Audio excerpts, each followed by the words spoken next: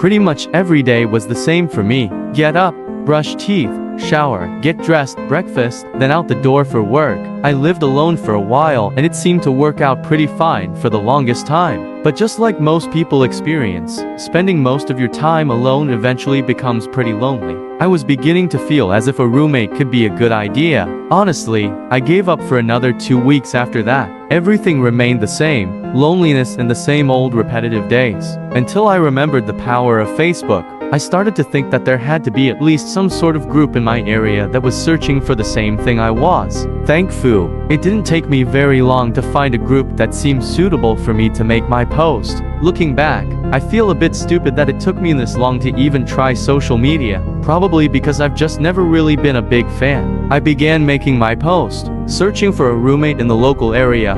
I added in extra details in the comments about what would be preferable in a roommate to live with. To my surprise, I started getting replies. To be honest, once I checked out most of the profiles, it didn't seem to be a good fit. Not trying to be discouraged by this, I just logged off for a bit and gave it some more time.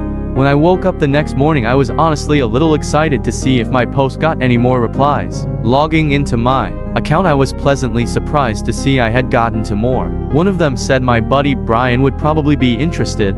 They put a link to this profile after that, so I decided to check it out. From what I saw just browsing around on his profile, he seemed like your average guy. He seemed pretty laid back, clean, didn't appear to come off of as annoying. I figured we'd get along well and it would give me someone to talk to and hang out with when I wasn't at work. I got along pretty well with my coworkers, but they just weren't exactly the type I wanted to hang out with once I clocked out. I messaged Brian and told him that his friend mentioned he may be interested in a roommate on a post I made. About an hour later, Brian responded and told me that he was staying in a place with another friend of his who just bailed on him and left him with all of the bills, and it was getting hard for him to afford staying there. We worked things out and within a short time Brian had moved in with me. Everything was pretty cool. We got along pretty well and everything was working out. I woke up for work one morning and checked my phone to see if I had any texts or calls. I had 3 missed texts.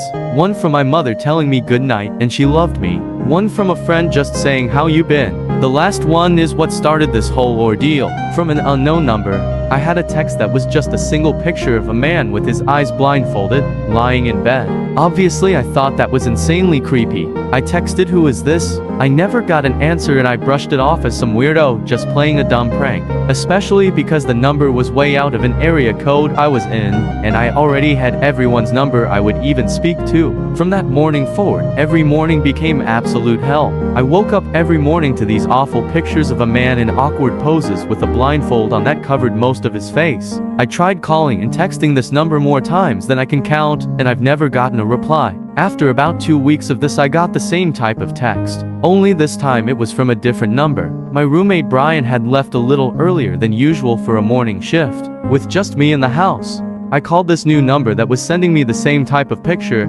My entire body started to shake when I heard a phone ring from the kitchen. Brian had forgotten to grab one of his phones before he left. This whole time that man in the pictures was me. I'm not letting Brian back in this house.